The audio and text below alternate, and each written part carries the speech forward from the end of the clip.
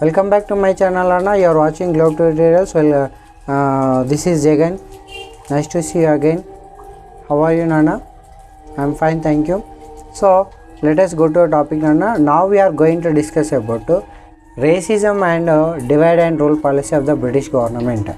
Okay, in the previous video we discussed about how did Britishers rule was established in the Nigeria country. Now let us continue their administration. Okay, so why they followed racism, why they followed divide and rule policy.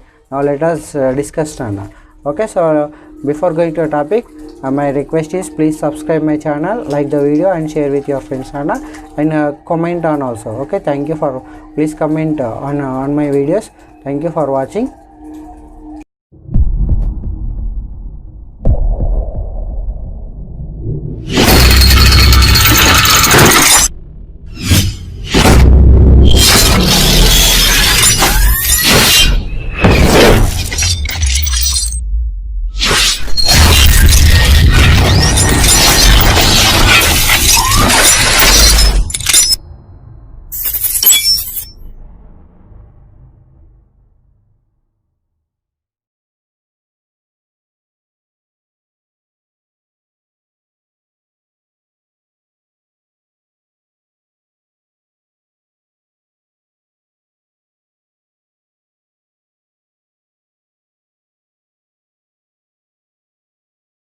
Okay, Nana, now let us discuss what is called racism, why British government followed racism. See here, British government thought that Europeans were the very advanced people and civilized people. So they thought that African peoples and Asian people were the uncivilized people. So of course they shown this, that's why they started showing discrimination, Nana, based upon the color. Okay, showing discrimination based upon the color is known as racism. That means here Europeans were the white people and they treated the African people as a black people. Of course they looks naturally in a black color, so they followed this policy, racism policy, in the Africa continent. So here following or practicing of racism policy was common. The British was common in the British colonial empire, especially in the Nigeria also. This racism was started from the late 19th century and from 20th century onwards and early 20th century onwards. See here, this British has shown this racism, Nana, especially even to the educated people also.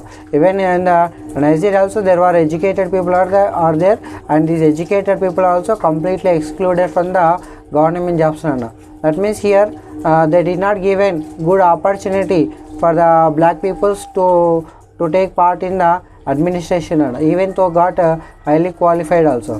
Okay, so in that British government shown this racial discrimination in the education. So not only education, in the employment, even they also shown this discrimination towards the African entrepreneurs also.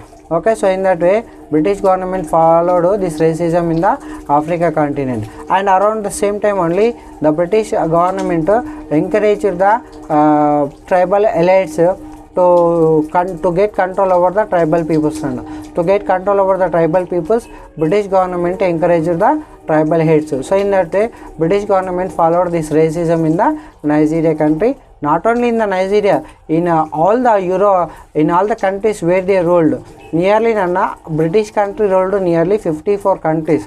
That means here 54 countries were the colonies of the once were ruled by the Britishers as their colonies. So do you know these all colonies now formed as a Commonwealth countries. Okay, so now let us discuss divide and rule policy. Okay, see here Britishers followed in their colonies, they followed divide and rule policy. Even they followed this policy in India also. Okay, so here why because means here for the administration convenience they followed this divide and rule policy. Okay, that means here if they divide the people based upon the color, based upon the religion, and if they develop conflicts among the people, so then the people will fight and there will be no unity, and then the people do not think about freedom. So for this purpose Britishers divided